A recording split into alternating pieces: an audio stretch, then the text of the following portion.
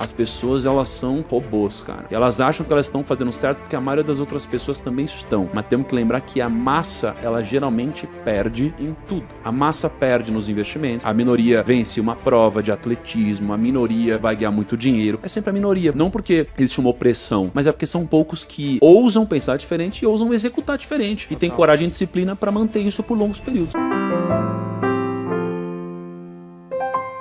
A gente nasce, acredito, quase que numa esteira, né, de produção. Então a gente nasce, estuda, entra numa universidade, se prepara para ser um bom funcionário e a gente segue o sistema. Mas o sistema, ele nos prepara para sermos medíocres de certa forma. E se você for parar para pensar, hoje, né, eu estava puxando alguns dados, 6% da população brasileira faz parte da elite financeira. O que seria elite financeira? Seria você ter um salário per capita de R$ 3.700. Um salário per capita de R$ 3.700, numa renda familiar, onde você, dentro da sua família, tem ali mais ou menos R$ 20.000 de renda, te torna um dos 6% dos brasileiros mais ricos do país, não é? Nossa. Então, assim, veja que perto da nossa condição, quando a gente olha para isso, isso é elite brasileira, não é? E na minha concepção, você não consegue ter uma vida de extrema liberdade nesse patamar. Só que eu acredito que como a maioria das pessoas forma a média, né, e a gente tem a mediocridade, né, no meio disso, você só vai sair de um resultado medíocre se você fizer algo diferente. E fazer algo diferente começa na reflexão, começa no pensamento, porque senão você vai junto com a manada. E para você pensar diferente, para você refletir diferente, acredito que você precisa ter uma dessas duas coisas. Uma inteligência acima da média ou um ambiente que te faça refletir. Porque, por exemplo, eu comecei a pensar diferente quando eu li um livro, e esse livro me fez pensar diferente, não é? Então eu tive acesso a algo de fora que me fez pensar diferente. Pensar diferente começou todo o movimento que depois me fez escolher diferente. Muitas pessoas não têm acesso a algo de fora. E se as pessoas não têm acesso a algo de fora e também não têm uma inteligência acima da média, como que elas vão se refletir a ponto de tomar uma decisão diferente? O problema da trajetória normal na nossa história é que a gente vive uma certa inércia, não é? E essa inércia, ela funciona tanto para quem está parado quanto para quem está em movimento. O problema é que eu acredito que o mundo, ele é como uma esteira rolante ao contrário. Então, se você fica parado, a esteira rolante, ela já te leva para trás naturalmente, né? Porque a gente tem custos, a gente tem inflação, tem ocasiões, tem muitas coisas. Então, a gente vive numa inércia que bota uma pressão negativa sobre a nossa vida. Então, se a gente ficar parado, a gente cai. Se a gente andar devagar, a gente volta. Então a gente tem uma velocidade mínima para que a gente saia do lugar. Então o que me fez mudar, né, de alguma forma, sair desse processo padrão, foi um pouco, acho que foi um pouco da raiva que eu tinha, da inconformidade. O que me movia não era nem necessariamente o que eu queria fazer, eu acho que era o que eu não queria fazer. Então, é muito difícil às vezes pro ser humano falar o que ele quer, mas é muito fácil falar o que você não quer. Acho que é muito desafiador você saber o que você busca, é mais fácil falar o que você não quer. Então eu tinha raiva, eu não queria dever dinheiro, eu não queria passar por privações, eu não queria nada disso. Então acho que isso aqui me fez começar a me questionar. Essa raiva me gerou questionamento, me gerou reflexão. Eu tinha uma inteligência básica a ponto de poder me questionar e essa reflexão foi me fazendo as perguntas corretas. A associação com pessoas também me tirou do prumo normal. Então, por exemplo, esse livro que eu li foi um livro por incentivo da Camila. Então, eu li esse livro por incentivo da Camila, descobri o que era equity. Eu li um livro que foi a Bíblia e descobri Deus. Eu li um livro de Simon Sinek lá atrás e comecei a pensar no meu propósito, que era o Comece pelo Porquê. Pai Rico, Pai Pobre foi uma coisa que me fez olhar para o dinheiro diferente, olhar para ativos e passivos. Então os livros, eles me fizeram essa reflexão, porque eu acho tão absurdo você olhar para algo tão poderoso como um livro, onde você tem alguém que às vezes passa 100 anos vivendo, registra tudo ali. A essência de tudo que ele viveu, de mais importante, ele registra num livro, e você pode acessar esse livro por R$39. E você não lê um livro desse. Isso aqui é um absurdo para mim, você não aproveitar uma oportunidade como essa. Então, para mim, os livros, eles mudaram a minha vida. Mas o que de fato me tirou do prumo foi a raiva de onde eu tava. Eu acho que, de uma certa forma, né, eu acho difícil alguém não se considerar sortudo dentre as possibilidades. Porque vamos supor que a pessoa nasça numa extrema pobreza. Poxa, cara, tem alguém que nasceu sem o braço, sem uma perna, sem uma mãe, sem um pai. Tem tantas possibilidades que o simples fato de a gente ter uma boa saúde, estar são e às vezes não passar fome, eu sei que tem pessoas que passam, já é uma sorte. Sorte, ela tem a ver com, de fato, tem a ver com o nosso papo inicial de destino. É o destino, é o acaso que cabe a cada um de nós, assim, aquela parcela que não está no nosso alcance. O ponto é que eu acho que tem dois tipos de sorte. Eu acho que tem aquela sorte que simplesmente acontece e tem aquela sorte que tem a ver com você estar preparado naquela situação, né?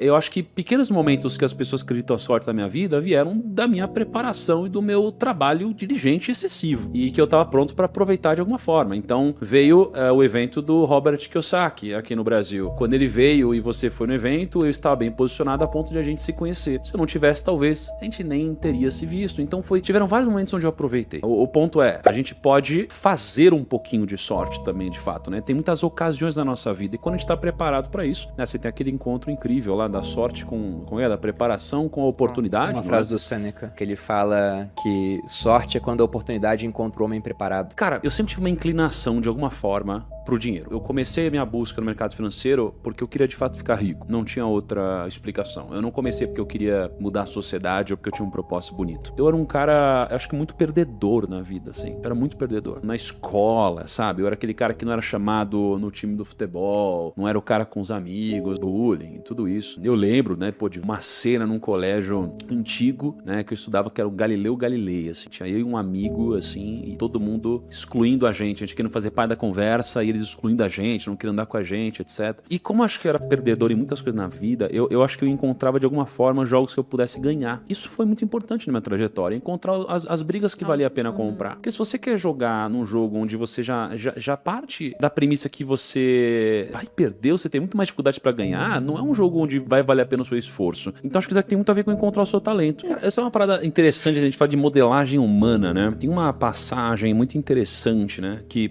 eles chamam isso de outro nome. No passado, eles chamam isso de discipulado. Discípulo, né? Eu tava em Israel agora há pouco, e aí eu fui lá no Monte das Boas-Aventuranças, que é onde Jesus faz um dos discursos mais impressionantes e importantes, biblicamente falando. E aí ele diz basicamente o seguinte, uma multidão pra assisti-lo, e aí ele diz aos discípulos dele para que chegue mais perto. Então nesse momento ele faz uma separação entre discípulos e multidão. A multidão é quando você tá olhando pra alguém. Você tá olhando pra alguém, você tá, nossa, legal isso que essa pessoa faz, olha que bacana. O discípulo é quem chegou mais perto. O discípulo, ele se faz a pergunta certa. O discípulo, ele não fala assim, o que esse cara pode fazer por mim. Ele fala o que eu posso fazer pra ser mais parecido com esse cara. Isso é a modelagem, de fato, né? É quando a gente pergunta, o que eu posso fazer pra ser mais parecido com o Flávio Augusto, mais parecido com o Bruno, né? Com o Murilo, com a Malu e tal. Então, eu sou um cara nesse quesito muito camaleônico. Não sei se como uma falha ou como um talento, eu absorvo muito das pessoas, assim. Eu lembro que uma vez eu fui para Araraquara, em 3 dias eu saí de lá falando igual os caras, assim.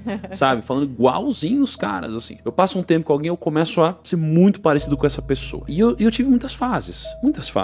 Pô, já modelei o Perini demais. Teve um momento também, Malu, onde eu peguei uma coisa de você. Então, eu acho que eu sou a consequência de várias modelagens de várias pessoas, assim. Nesse momento eu modelo Tolkien. Eu tô modelando Tolkien. Porque eu sou um cara que eu sou extremamente racional. Mas ainda não entendi de que forma eu tenho um lado meu onde eu acredito em magia, sabe? Uma coisa assim, Disney.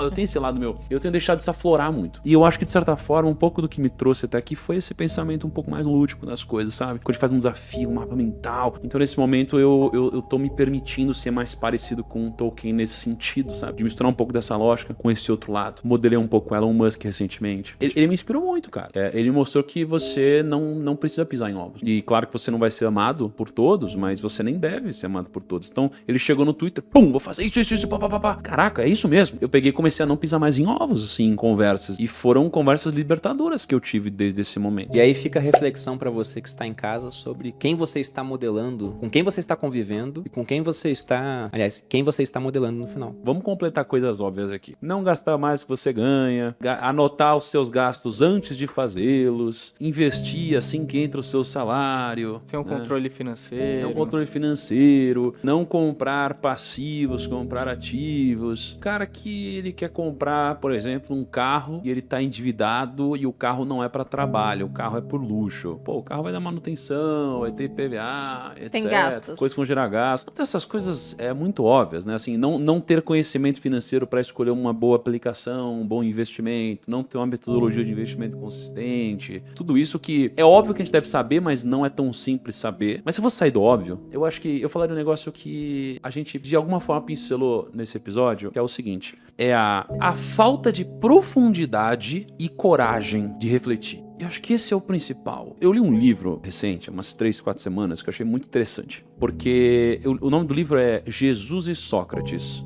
o debate. Meu amigo, imagina um debate desse.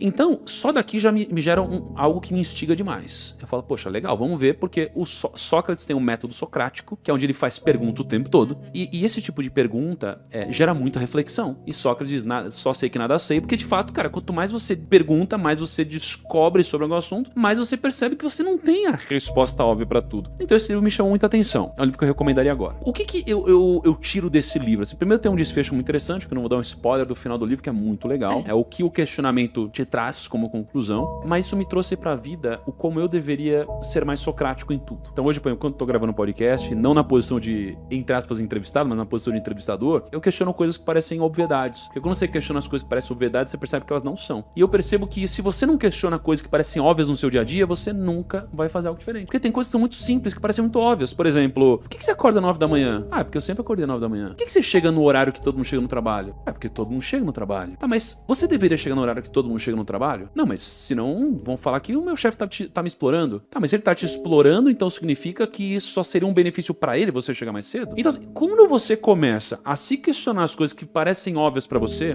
começa a fazer coisas diferentes. E se você não começar a fazer coisas diferentes, você vai ter o resultado da maioria. Então, pra mim, o que as pessoas não fazem, e por isso elas continuam estagnadas ou no mesmo lugar que todas as outras, se questionar. Se questionar com construtivismo e com coragem. Então, pra mim, é isso que elas não fazem, elas não se questionam. As pessoas, elas são robôs, cara. E elas acham que elas estão fazendo certo porque a maioria das outras pessoas também estão. Mas temos que lembrar que a massa, ela geralmente perde em tudo. A massa perde nos investimentos, a minoria ganha. A minoria vence uma prova de atletismo, a minoria vai ganhar muito dinheiro. É sempre a minoria. Por quê? Não porque existe uma opressão, mas é porque são poucos que ousam pensar diferente e ousam executar diferente. E tem coragem e disciplina para manter isso por longos períodos.